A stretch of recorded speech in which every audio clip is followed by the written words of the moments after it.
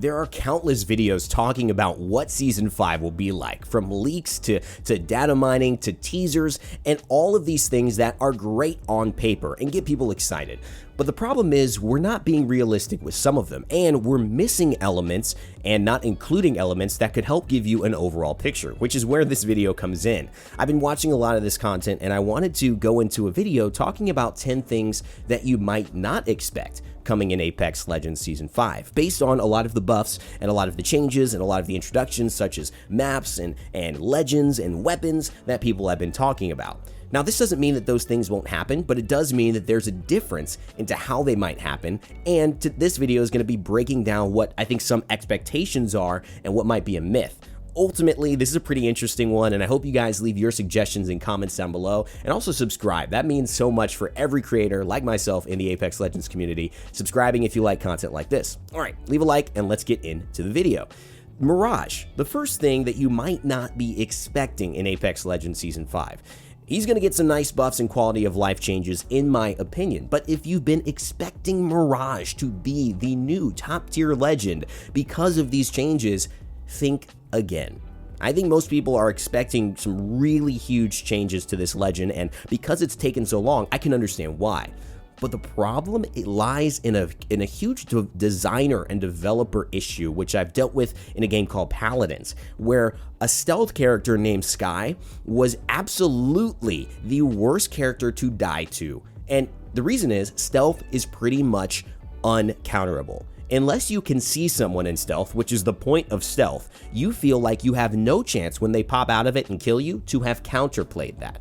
And that is why stealth characters create a lot of resentment for players when they get killed by them, and ultimately cause people to leave the game after they are killed repeatedly by characters in stealth. It is a statistic, and it is also something that I think people are aware of, considering Mirage has a very powerful ability and the only character with invisibility in the game. I think that means that whatever happens to Mirage, whether he gets an extra decoy, whether he can control his decoys more, he can only be so effective, and I just think that he will not be a top-tier legend in esports from just his changes alone. Now, the good news is I don't think Mirage is actually that bad. I think he's actually provides a decent amount to his team. Remember, when that decoy is shot, all team members get the information from it, and I think he's pretty underrated. So hopefully what it does do is give people some good opportunities to enjoy him and play him more, but I don't think he's going to be OP. That's one thing you might not expect considering all the hype around the Mirage changes. Now, number 2, Lifeline. I think a lot of people are expecting Lifeline to have already gotten her change, but I actually feel that in Season 5, Lifeline's going to get another change that is pretty much like an increase in the value of what she got. In Season 4 recently, she got a buff that allowed her to access a second compartment in those blue containers, those blue bins that are around the map in World's Edge and in Kings Canyon, and I think this is going to just be upped. The potential for this is pretty big, and the way Respawn does these changes is they usually test them out, and then they see, does it need to get stronger, does it need to get weaker, was it a miss? I think this is a hit, but the problem is I don't think the loot is strong enough. So maybe there's a potential to add better loot, maybe a chance of getting tier 2 armor instead of just attachments. Maybe there's a chance to get maybe rarer hop-ups, like things like the Select Fire, which are really valuable, or even like hammer point rounds to make them more consistent in game, or maybe make them more of like a Lifeline thing, right? Imagine getting hammer points more consistently, and she could use the Mozambique often, which is a pretty strong sidearm if you can kind of guarantee you're always getting it. Could be a fun little change. But I also think there may be a rework to her ult. This is one of those things that I think people aren't expecting, that Lifeline seems kind of content to where she is, but she's such a strong character that the fact that she hasn't really been in competitive ever since seems like they're missing an opportunity. So I think she's going to get a potential rework to her ult to maybe, again, include something that is more valuable. Maybe they'll add Evo shields in there, which are really good right now in this season. But ultimately, my expectation that most people aren't thinking is that she's going to be a top-tier esport legend in the next season. Stay tuned for that, but I want to hear your thoughts. I really do think Lifeline is about to have her day again, because it's been too long for her to be out in the sunshine and not out in the sunshine, and it feels like she also has been giving some eyes as far as the developing team trying to make changes to improve her. Number 3, WATTSON. WATTSON has always been the queen of the competitive scene, and in Season 5, people think WATTSON is going to pretty much stay the same, but I think there's a big chance to see WATTSON get a big nerf to one of her 2 huge things. One, her passive generator, her heals while she is destroying ordinances with her interception pylon, really is the thing that makes her so valuable in Apex Legends competitive play. It's one of those things where there's really no way to make that character not the queen or the king or the top dog unless that changes. And I think they are ready for a different meta in high level. So I think this is going to spice it up. I would expect a big change to WATTSON. Also, I think they may consider nerfing the ultimate accelerant. Now, they've played around with this before. It's not that far-fetched of an idea. If you take away the ability for have 3 ultimate accelerants at a time, surely that means you're willing to experiment with maybe ultimate accelerants don't fully charge your ultimate. I mean, that's a big deal if you don't fully get an ult from WATTSON and you really have to pay attention to where you're using it. That just means it's less guaranteed, and that just means that players will now be saying, hey, I'm getting RNG factors whether I play WATTSON or whether I play Crypto, so maybe I'll play Crypto, you know? I think this is a different idea, and ultimately, I think their goal is to expand the roster of available legends to play in the top tier scene of esports, which you guys should definitely follow, and then I cast, by the way. Check it out. It's online every couple of weeks. It's really, really cool. On Twitch, on YouTube. I'm sure you guys have seen it. You hear my dulcet tones in the background there, casting some of that. All right, let's move on to number 4. This is number 4, right? Yep. Octane. Now, a lot of people expect a big change to Octane, a lot of conversation around several things. And if you've seen a lot of videos, and I know the Gaming Merchant did a great video on the hitboxes, there's been conversation about an adjustment to his hitbox on his head, which is kind of inordinately big for Octane. That may change, and I do think that, you know, people are thinking, yeah, all right, cool, the hitbox will change, but I unfortunately do not see Octane ever being competitive. I know it sucks, but I don't see Octane ever being competitive unless they have a different design intention. Now, when you look at legends, not every legend can be a competitive legend when you make them. Some legends are meant for players with lower skill, players who want to be careless, players who want to not think. I mean, come on, every game you play, every time you play a game, you want to be totally on and focused and, you know, how do I min-max the situation? Sometimes you just want to W key people, right? And the design of Octane from the very beginning has been very simple. And simple things typically are not good enough to be played at a high level when there's a lot of maybe more advanced things that end up having a bigger payoff than the simple things. And I think Octane is really not going to be in, despite potentially getting a buff, not going to get a buff that really makes him top tier. I think he's always going to be fun, and legitimately, I think the only way you can change it, I've seen some ideas listed. Hotzig was mentioning that another player he talked to had actually brought this up, but a launch pad, maybe giving Octane a way to rotate and kind of like reset like the geyser, jump up and totally like just sail away, redeploy out of tough situations. That might provide enough team utility, but I'm just telling people right now, I think you might not expect it, but I don't think Octane was meant and designed to be a competitive legend, and I hope that, you know, we're going to see some changes on that. I just wouldn't expect it, and I don't think you guys should expect Octane to be top tier in the next season. I just think his kit's too simple. It would take such a big rework, and I just don't expect it. But let me know what you guys think in the comments below. All right, let's move on to number 5. We're halfway through the list. Hopefully this has been kind of thought-provoking for you all, and I think that's what I'd love to see in the comments, like what thoughts have really kind of changed your opinion or maybe given you some new perspective that you had been thinking would happen but might not. And this is definitely not a downer. I don't want this to be a downer video. I want this to be a cool video because I think that all these things are still good. Like Octane not being competitive, I think is still great. I really like Octane. He's one of my favorite legends to play, and it doesn't mean ranked it won't work either. All right. Let's move on to maps and teasers. These maps and teasers suggest that Kings Canyon is going to be where we are getting the new content. All the teasers are kind of pointing to like Sing Labs and areas that are on the Kings Canyon map. But what about World's Edge? All right, well, here's what you may not have expected. This map rotation that they introduce now, I believe, is because of their plans for Season 5. And why would you say that? Well, think about it. If you have World's Edge that has been getting all this treatment and all these new players from Season 3 and on have become really used to World's Edge, why would you want to get them used to Kings Canyon unless you were planning on making a majority of content on there that you wanted them to feel comfortable in? Because we all know not everybody's going to play ranked, right?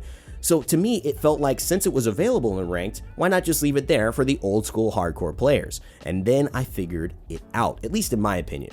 I think that we are going to start Season 5 potentially on Kings Canyon. And I think it's going to be a challenging kind of damned if you do, damned if you don't type situation. It seems like the new content will be on Season 5, but, Kings Canyon for Season 5. But if we have a map rotation, maybe you'll be able to access that while also accessing World's Edge for the players who are used to that map, while still keeping both maps in rotation and becoming used to each other. The other thing is that maybe we will just go to Kings Canyon Season 5 and we'll get World's Edge for the first half of Ranked for Season 5, which will give people an incentive to play Ranked if they want World's Edge, and will also get us back to Kings Canyon now that they've got us used to it in the map rotation. I think that just like this idea of why the map rotation came in is really the biggest hint here and what people aren't expecting. I would not be surprised if we started and we're only on Kings Canyon for the beginning of that season. Because, you know, if you add new content there, we're going to want to play it for a while, right? We do want to see the new content, and we don't want to spend time in World's Edge if all the new stuff is on Kings Canyon. But then I don't want to give up World's Edge and only do it when playing Ranked. So it's kind of damned if you do, damned if you don't, but I really think that there may be something there that we should be paying attention to. Okay. Let's move on to a new hop-up. Now, each season, we have always gotten a really good change to weapons and hop-ups, and I want to talk about hop-ups here, but one that people might not be expecting. Season 2, we got Disruptor rounds and Hammer Point rounds for the Alternator, the RE45, the Mozambique, and the P2020. Season 3, we got the Anvil Receiver and the Double Tap for the G7 Scout, the EVA 8, and then we also saw the Anvil Receiver for the Flatline and the R301. Season 4, we didn't get anything, and Season 5, we're due. And no one's really talking about this, but I think we are going to get another hop-up that is going to impact snipers. Yeah, I mean, at least that's my hope. Season 4 and Season 3 have really been promoting snipers. We've added a new sniper. I think it would be cool if we could have a hop-up that was specifically for snipers. And here's an idea. Maybe like a select fire for a charge rifle, but in reverse, where you start off with the charge rifle, you get the hop-up, and then you could fire it in like burst shots or kind of like orbs, kind of like the L-Star. I think it could make for a really cool weapon, so you could run a sniper in your offhand much more reliably, knowing that you could use it, and if someone gets up close, you could also fire with it. I mean, it's kind of like a decent idea. You can run sniper with short burst, long range, and like a peacekeeper for like some extra burst up close. Could be a very interesting change up to loadouts, the way you play the game, the way you consider what you're carrying. And I also think we're going to receive some Anvil receiver buffs, which not many people have been talking about. I think the current hop-ups are going to be obviously taken care of, and I wouldn't be surprised if we saw the removal of one of these certain hop-ups too. So pay attention to that. Not a lot of people have been talking about the hop-up situation, but those are some ideas. Let me know if you have any hop-up ideas that you'd like to see in Season 5. Number 7, and we'll get to the legend soon, guys, don't worry. I think we're going to see huge weapon balance adjustments. And you may be thinking that we're just going to get a new weapon, but I think that the current weapon meta, although it's the best it's ever been, is going to drastically change. I mean, think about it. Every single time we've had a new season, we've almost had a new weapon become the king. And it's not from the new weapon that's introduced. It's typically, except for the charge rifle, it's typically a weapon that was not good, that got a crazy big buff, and that now is considered good. And I think that has happened like Alternator in Season 2 with the Disruptor rounds, G7 Scout in Season 3, plus obviously the charge rifle is pretty insane. But the Devotion has really been, I think, the Season 4 weapon that has gotten this big change. And it goes to show you that we don't need a new weapon for another weapon to be the king of the hill. What we need is a perception change on the current weapons in the game to make it fun. The second the Devotion was put into the care package, we understood how good that weapon can be, when before it was largely considered a pretty big meme. So I think that's one of the interesting things you could see. Maybe we'll see some big changes to the Sentinel, which most people haven't been talking about and you may not be expecting, but they want weapons to succeed, and I think this is one that could see some big changes to become really powerful, hopefully in Season 5. Now, a new weapon in general, think about this. We may not get a new weapon this season, and instead those changes that I mentioned and a new hop-up. This is number 8. Most people think there is guaranteed a new weapon, and I hope that they do. I mean, I'm not saying we won't, but I am saying it's possible we don't, because, you know, in Season 2, we did not get a new weapon. Now, obviously, we've gotten a new weapon every season after that, and maybe they have been, you know, kind of like, you know, holding off and like saying, okay, well, we didn't have our content ready for what we were being expected to deliver, so hopefully that still does occur. But I wouldn't be surprised if they took a season off and they actually focused on the legend, they focused on re-changing the balances of the weapons currently, and that could be pretty cool. Okay, let's move on to number 9, the new legend. Dare I say this? what we're not expecting potentially, and this could be proven differently tomorrow. But could it not be LOBA? I mean, everyone's assuming that it's LOBA, but remember when many of us assumed that Forge was happening too? I mean, could LOBA be the same thing? We know that everyone seems to think that, and Revenant's teaser kind of points it out. It does make sense, but does it feel like it's too soon to tell if she's definitely going to be in?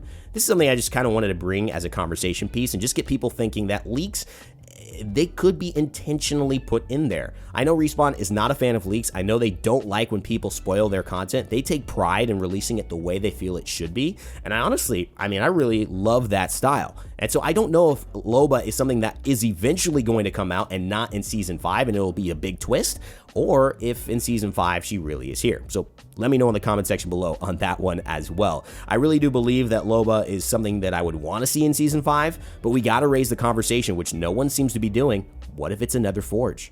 I don't know. Got to think about it. Okay, number 10, which is to end this video, and I think really important.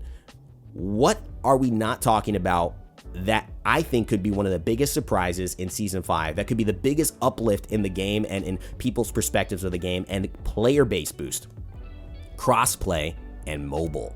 These are big additions, and they've slowly been stalled in discussion, and they've kind of taken a back seat, and this is something that I think, since they were first shown in EA's report meeting as a big goal for them, there is a huge amount of opportunity to get new players and to improve the community and the matchmaking through crossplay and really connecting the player bases of all different types, because PC and console, they kind of sometimes feel like they're playing different games. Even though it's the same, it sometimes feels a little different as far as which weapons are so deadly, which weapons are kind of like OP in that moment, which you can never put down. These things are a little different, and I think the game would benefit from potentially having those audiences overlap, especially for content. The second thing is mobile. This is the next big phase of getting new viewers and new gamers and new people interested, but I wonder how that would happen. Let me know what you guys think. I know they have an intention to do it, but we don't know. Maybe Season 5, that could be the big thing that they're adding. Hopefully you guys enjoyed this video, and hopefully you enjoy the conversation, maybe just making you think a little differently about the stuff we're taking for granted in Season 5. If you do, make sure to help out the channel and myself and leave a like on the video. I mean, it really means a lot, and of course, your comments and your subscriptions to my channel definitely help to encourage more content and videos like this, bringing you information, but also giving you a different way to think about it here at Rain Day Gaming. Thanks so much, guys. As always, never give up, never stop gaming. If you want to stay in touch with me as well, follow me on Instagram at Rain Day Gaming, and I'll see you all next time.